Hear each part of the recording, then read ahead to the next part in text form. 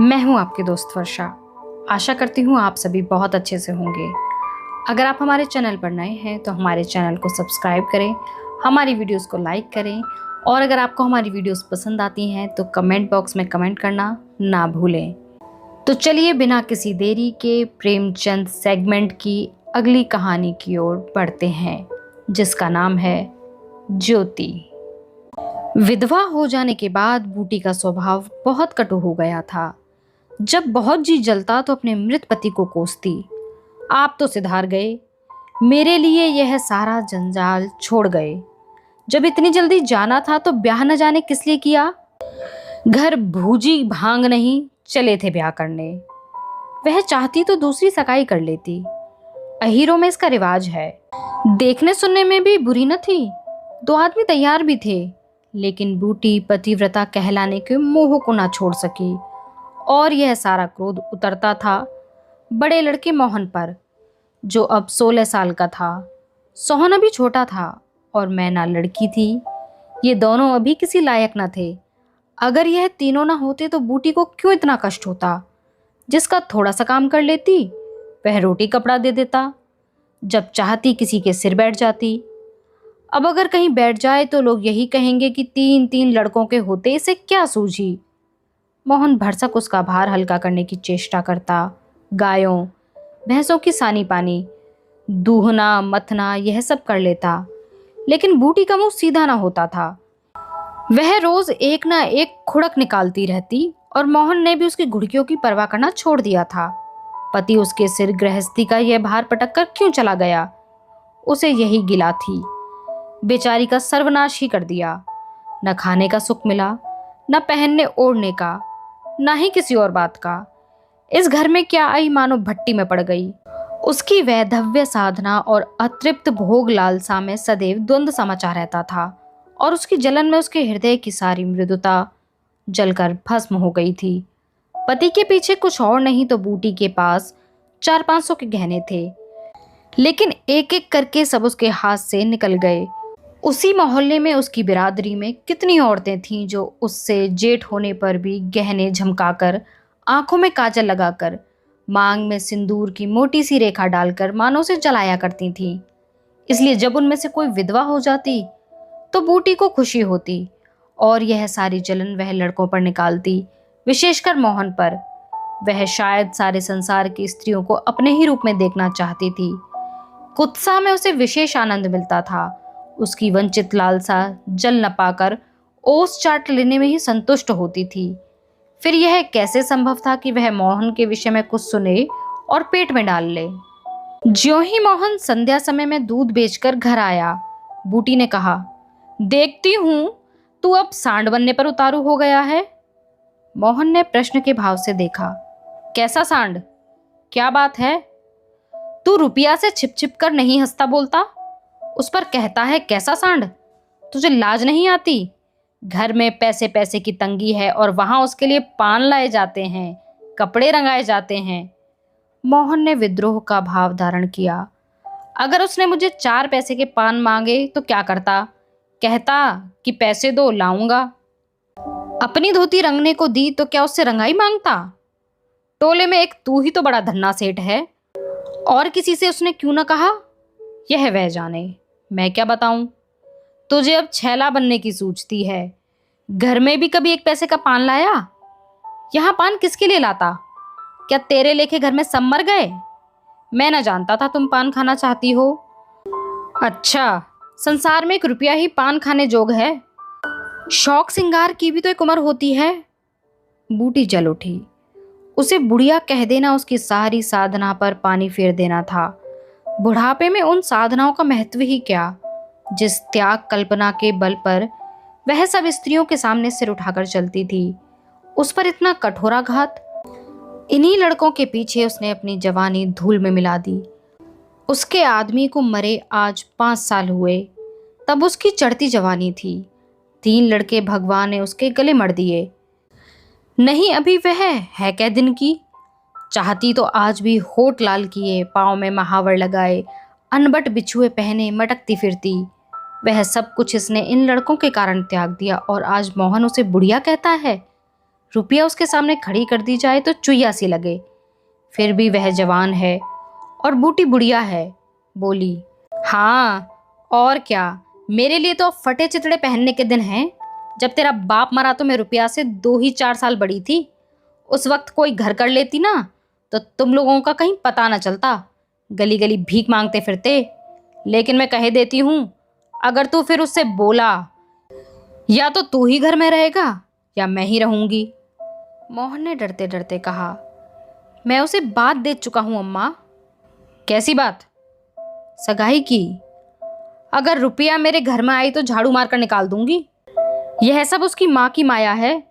वह कुटनी मेरे लड़के को मुझसे छीने लेती है। रांड से इतना भी नहीं देखा जाता।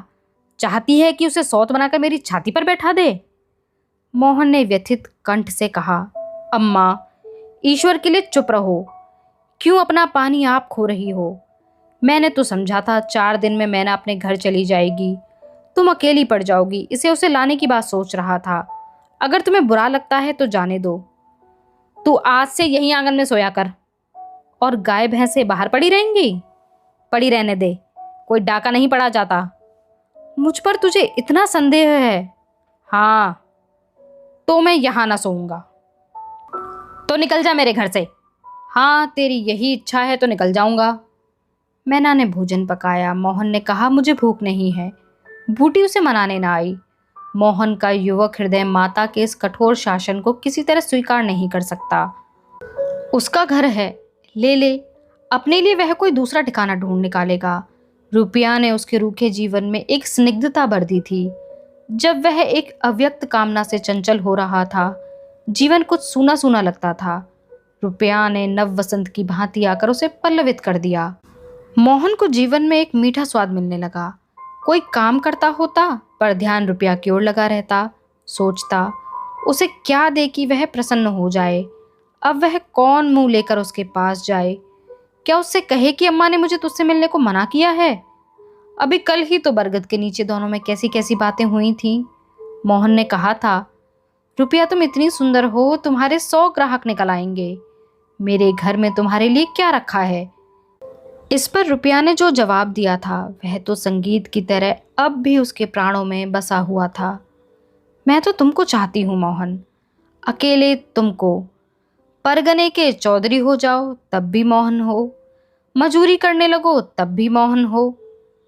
उसी रुपया से आज वह जाकर कहे, मुझे अब तुमसे कोई सरोकार नहीं है। नहीं, यह नहीं हो सकता। उसे घर की परवाह नहीं है। वह रुपया के साथ माँ से अलग रहेगा। इस जगह ना सही, किसी दूसरे मोहल्ले में सही। इस वक्त भी रुपया उसकी राह देख रही होगी। कैसे अच्छे बीड़े लगाती है। कहीं अम्मा सुन पावे कि वह रात को रुपया के द्वार पर गया तो प्राण ही दे दें। दे दें प्राण। अपने भाग तो नहीं बखानती कि ऐसी देवी बहू मिल जाती है। न जाने क्यों रुपया से इतना चिढ़ती है। वह ज़रा पान खा लेती है, ज़रा साड़ी रंग कर पहन लेती है, बस यही तो। चूड़ियों की झनकार सुनाई दी। रुपया आ रही है। हाँ, वही है। रुपया उसके सिरहाने आकर बोली, सो गए क्या मोहन? घड़ी भर से तुम्हारी राह देख रही हूँ, आए क्यों नहीं? मोहन नींद का मक्कर किए पड़ा रहा। रुपया ने उसका सिर हिलाकर फिर कहा, क्या सो गए मोहन? उन कोमल उंगलियों के स्पर्श में क्या सिद्धि थी कौन जाने। मोहन की सारी आत्मा उन्मत्त हो उठी। उसके प्राण बाहर निकलकर रुपया के चरणों में समर्पित हो जाने के लिए उछल पड़े। देवी वरदान के लिए सामने खड़ी है। सारा विश्व जैसे नाच रहा है। उसे मालूम हुआ जैसे उसका शरीर लुप्त हो गया है। केवल वह एक मधुर स्वर की भांति विश्व की गोद से चिपटा हुआ उसके साथ नृत्य कर रहा है। रुपया ने फिर कहा, अभी से सो गए क्या जी? मोहन बोला, हाँ, जरा नींद आ गई थी रुपया। तुम इस वक्त क्या करने आई? कहीं अम्मा देख ले तो मुझे मार ही डाले। तुम आज आए क्यों नहीं? आज अम्मा से लड़ाई हो गई है। क्या कहती थी? कहती थी रुपया से बोलेगा तो प्राण दे दूंगी। तुमने पूछा नहीं कि रुपया से इतना क्यों चिढ़ती हो? अब उनकी बात क्या कहूँ रुपया, वह किसी का खाना पहनना नहीं देख सकती। अब मुझे तुमसे दूर रहना पड़ेगा। मेरा जी तो ना मानेगा। ऐसी बात करोगी तो मैं तुम्हें लेकर कहीं भाग जाऊंगा। तुम मेरे पास एक बार रोज आ जाया करो बस।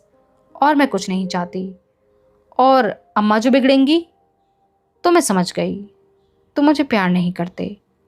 मेरा बस होता तो तुमको अपने प्राणों में रख लेता। इसी समय घर के किवाड़ खटके, रुपया भाग गई। मोहन दूसरे दिन सोकर उठा तो उसके हृदय में आनंद का सागर सा भरा हुआ था। वह सोहन को बराबर डांटता रहता था। सोहन आलसी था, घर के काम धंधे में जीना लगता था। आज भी वह आंगन में बैठा अपनी धोती में साबुन छिपाकर भाग जाने का अवसर खोजने लगा। मोहन ने मुस्कुराकर कहा, क्या धोती बहुत मैली हो गई है सोहन? धोबी को क्यों नहीं दे देते? सोहन को इन शब्दों में स्नेह की गंध आई। धोबिन पैसे मांगती है तो पैसे अम्मा से क्यों नहीं मांग लेते? अम्मा कौन पैसे दिए देती है, तो मुझसे ले लो।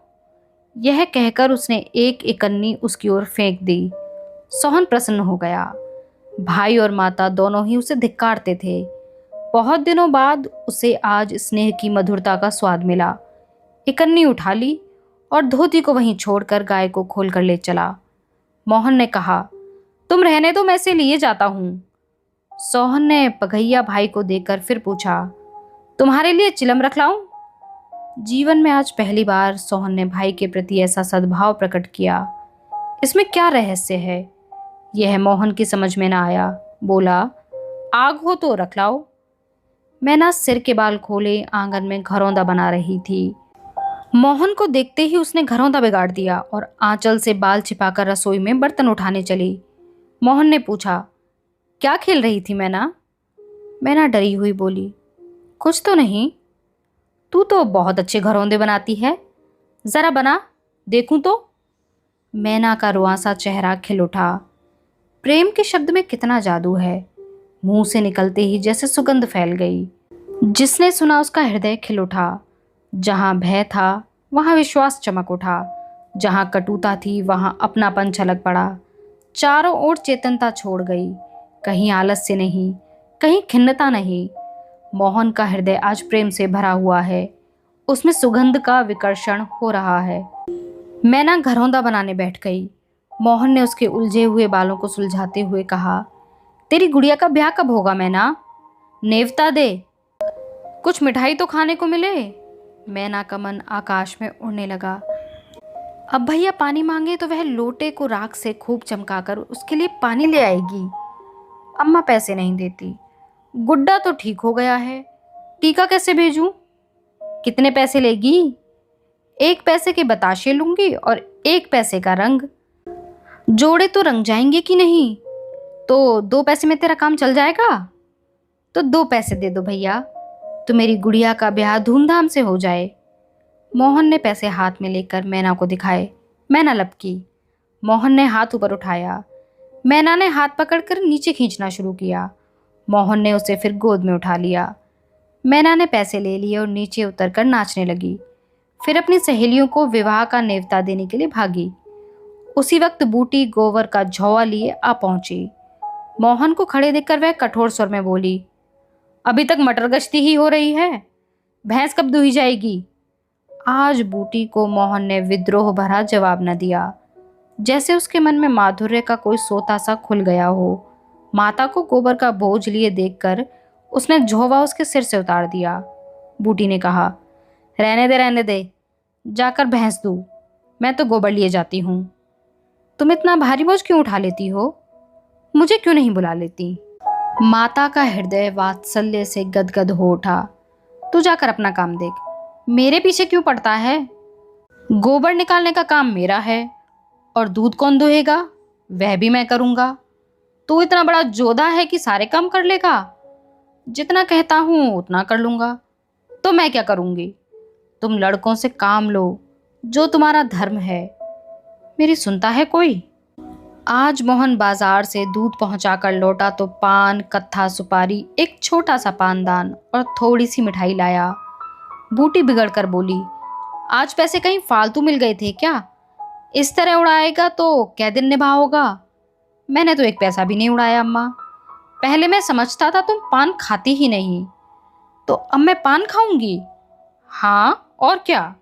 जिसके 2-2 जवान बेटे हों, क्या वह इतना शौक भी ना करे? बूटी के सूखे कठोर हृदय में कहीं से कुछ हरियाली निकल आई। एक नन्ही सी कोपल थी, लेकिन उसके अंदर कितना जीवन, कितना रस था। उसने मैना और सोहन को एक एक मिठाई दे दी, फिर मोहन को देने लगी। मिठाई तो लड़कों के लिए लाया था अम्मा, और तू तो बूढ़ा हो गया है। क्यों? इन लड़कों के सामने तो बूढ़ा ही हूं, लेकिन मेरे सामने तो लड़का ही है। मोहन ने मिठाई ले ली। मैना ने मिठाई पाते ही गप से मुंह में डाल ली। वह केवल मिठास का स्वाद जीभ पर छोड़कर कब की गायब हो चुकी थी। मोहन की मिठाई को ललचाई आंखों से देखने लगी। मोहन ने आधा लड्डू तोड़कर मैना को दे दिया। एक मिठाई दोने में और बची थी। बूटी ने उसे मोहन की तरफ बढ़ाकर कहा, लाया भी तो इतनी सी मिठाई, यह ले ले। मोहन ने आधी मिठाई मुंह में डालकर कहा, यह तुम्हारा हिस्सा है अम्मा। तुम्हें खाते देखकर मुझे जो आनंद मिलता है उसमें मिठास से ज्यादा स्वाद है। उसने आधी मिठाई सोहन को और आधी मोहन को दे दी, फिर पानदान खोलकर देखने लगी। आज जीवन में पहली बार उसे यह सौभाग्य प्राप्त हुआ। धन्य भाग की पति के राज में जिस विभूति के लिए वह तरसती रही, वह लड़के के राज में मिली। पानदान में कई कुल्लियां हैं, और देखो, दो छोटी छोटी चिमचियां भी हैं। ऊपर कड़ा लगा हुआ है, जहां चाहो लटका कर ले जाओ। ऊपर की तश्तरी में पान रखे जाएंगे। ज्यों ही मोहन बाहर चला गया, उसने पानदान को मांज धोकर उसमें चूना कत्था भरा, सुपारी काटी, पान को भिगोकर तश्तरी में रखा, तब एक बीड़ा लगाकर खाया। उस बीड़े के रस ने जैसे उसके वैधव्य की कटुता को स्निग्ध कर दिया। मन की प्रसन्नता व्यवहार में उदारता बन जाती है। अब वह घर में नहीं बैठ सकती। उसका मन इतना गहरा नहीं कि इतनी बड़ी विभूति उसमें जाकर गुम हो जाए। एक पुराना आईना पड़ा हुआ है, उसमें अपना मुंह देखा। होठों पर लाली तो नहीं, मुंह लाल करने के लिए उसने थोड़े ही पान खाया है। धनिया ने आकर कहा, काकी तनिक रस्सी दे दो, मेरी रस्सी टूट गई है। कल बूटी ने साफ साफ कह दिया था, मेरी रस्सी गांव भर के लिए नहीं है। रस्सी टूट गई है तो बनवा लो। आज उसने धनिया को रस्सी निकालकर प्रसन्न मुख से दे दी और सद्भाव से पूछा, लड़के के दस्त बंद हुए कि नहीं धनिया? धनिया ने उदास मन से कहा, नहीं काकी, आज तो दिन भर दस्त आए, जाने दांत भी आ रहे हैं। पानी भर ले तो चल जरा देखूं, दांत ही हैं कि कुछ और फसाद है, किसी की नजर वजर तो नहीं लगी? अब क्या जाने काकी, कौन जाने किसी की आंख फूटी हो। चंचल लड़कों को नजर का बड़ा डर रहता है। जाते चुमकार कर बुलाया, झट उसकी गोद में चला जाता है। ऐसा हंसता है कि तुमसे क्या कहूँ। कभी कभी माँ की नजर भी लग जाया करती है। ए नोज काकी, भला कोई अपने लड़के को नजर लगाएगा? यही तो तू समझती नहीं, नजर आप ही आप लग जाती है। धनिया पानी लेकर आई तो बूटी उसके साथ बच्चे को देखने चली। तू अकेली है, आजकल घर के काम धंधे में बड़ा अंडस होता होगा। नहीं अम्मा, रुपया आ जाती है, घर का कुछ काम कर देती है, नहीं अकेले तो मेरी मरण हो जाती। बूटी को आश्चर्य हुआ। रुपया को उसने केवल तितली समझ रखा था। रुपया? हाँ काकी, बेचारी बड़ी सीधी है, झाड़ू लगा देती है, चौका बर्तन कर देती है, लड़के को संभालती है। गाड़े समय कौन किसी की बात पूछता है काकी? उसे तो अपने मिस्सी काजल से छुट्टी नहीं मिलती होगी। यह तो अपनी अपनी रुचि है काकी। मुझे तो इस मिस्सी काजल वाली ने जितना सहारा दिया है उतना किसी भक्तिन ने ना दिया। बेचारी रात भर जागती रही, मैंने कुछ दे तो नहीं दिया। हाँ, जब तक जीऊंगी उसका जस गाऊंगी। तू उसके गुण अभी नहीं जानती धनिया। पान के लिए पैसे कहाँ से आते हैं, किनारदार साड़ियाँ कहाँ से आती हैं। मैं इन बातों में नहीं पड़ती काकी। फिर शौक श्रृंगार करने को किसका जी नहीं चाहता। खाने पहनने की यही तो उम्र है। धनिया का घर आ गया। आंगन में रुपया बच्चे को गोद में लिए थपक रही थी। बच्चा सो गया था। धनिया ने बच्चे को खटोले पर सुला दिया। बूटी ने बच्चे के सिर पर हाथ रखा, पेट में खड़ी खड़ी उंगली गाड़ कर देखा, नाभि पर हींग का लेप करने को कहा। रुपया बैनिया लाकर उसे झलने लगी। बूटी ने कहा, ला बैनिया मुझे दे दे, मैं डुला दूंगी तो क्या छोटी हो जाऊंगी? तू दिन भर यहाँ काम धंधा करती रही है, थक गई होगी। तुम इतनी भली मानस हो और लोग यहाँ कहते हैं कि वह बिना गाली के बात नहीं करती। मारे डर के तुम्हारे पास ना आई। बूटी मुस्कुराई। लोग झूठ तो नहीं कहते। मैं आंखों की देखी मानूं कि कानों की सुनी। आज भी रुपया आंखों में काजल लगाए, पान खाए, रंगीन साड़ी पहने हुए थी। किंतु आज बूटी को मालूम हुआ इस फूल में केवल रंग नहीं है, सुगंध भी है। उसके मन में रुपया से जो घृणा हो गई थी वह किसी दैवी मंत्र से धुल सी गई। कितनी सुशील लड़की है, कितनी लज्जातुर, बोली कितनी मीठी है। आजकल की लड़कियां अपने बच्चों की तो परवाह नहीं करती, दूसरों के लिए कौन मरता है। सारी रात धनिया के लड़के के लिए जागती रही। मोहन ने कल की बातें इससे कह तो दी होंगी। दूसरी लड़की होती तो मेरी ओर से मुंह फेर लेती, मुझे जलाती, मुझसे ऐंठती। इसे तो जैसे कुछ मालूम ही ना हो सकता है कि मोहन ने से कुछ कहा ही ना हो। हाँ, यही बात है। आज रुपया बूटी को बड़ी सुंदर लगी। ठीक तो है, अभी शौक श्रृंगार ना करेगी तो कब करेगी। शौक श्रृंगार इसलिए बुरा लगता है कि ऐसे आदमी अपने भोग विलास में मस्त रहते हैं। किसी के घर में आग लग जाए उससे मतलब नहीं, उनका काम तो खाली दूसरों को रिझाना है। जैसे अपने रूप की दुकान सजाए राह चलतों को बुलाते हों, जरा इस दुकान की भी सैर करते जाइए। ऐसे उपकारी प्राणियों का श्रृंगार बुरा नहीं लगता, नहीं बल्कि और अच्छा लगता है। इससे मालूम होता है कि इसका रूप जितना सुंदर है उतना ही मन भी सुंदर है। फिर कौन नहीं चाहता कि लोग उसके रूप का बखान करें। किसी दूसरों की आंखों में खुप जाने की लालसा नहीं होती। बूटी का यौवन अब कब का विदा हो चुका है, फिर भी यह लालसा उसे बनी हुई है। कोई उसे रस भरी आंखों से देख लेता है तो उसका मन कितना प्रसन्न हो जाता है, जमीन पर पांव नहीं पड़ते। फिर रुपया तो भी जवान है। उस दिन से रुपया प्रायः 1-2 बार नित्य बूटी के घर आती। बूटी ने मोहन से आग्रह करके उसके लिए एक अच्छी सी साड़ी मंगवा दी। अगर रुपया कभी बिना काजल लगाए या बेरंगी साड़ी पहने आ जाती तो बूटी कहती, बहू बेटियों का यह जोगिया भेष अच्छा नहीं लगता, यह भेष तो हम जैसी बुढ़ियाओं के लिए है। रुपया ने एक दिन कहा, तुम बूढ़ी काहे को हो गई अम्मा? लोगों को इशारा मिल जाए तो भौरों की तरह तुम्हारे ऊपर मंडराने लगे। मेरे दादा तो तुम्हारे द्वार पर धरना देने लगे। बूटी ने मीठे तिरस्कार से कहा, चल मैं तेरी माँ की सौत बनकर जाऊंगी। अम्मा तो बूढ़ी हो गई, तो क्या तेरे दादा भी जवान बैठे हैं? हाँ ऐसा, बड़ी अच्छी मिट्टी है उनकी। बूटी ने उसकी ओर रस भरी आंखों से देखकर पूछा, अच्छा बता, मोहन से तेरा ब्याह कर दूं? रुपया लजा गई, मुख पर गुलाब की आभा दौड़ गई। आज मोहन दूध बेचकर लौटा तो बूटी ने कहा, कुछ रुपए पैसे जुटा, मैं रुपया से तेरी बातचीत कर रही हूँ। आज की कहानी यहीं समाप्त होती है। आप हमें कमेंट बॉक्स में जाकर ज़रूर बताएं कि आपको यह कहानी कैसी लगी। तब तक के लिए हमारे साथ इस सफ़र में बने रहने के लिए बहुत शुक्रिया।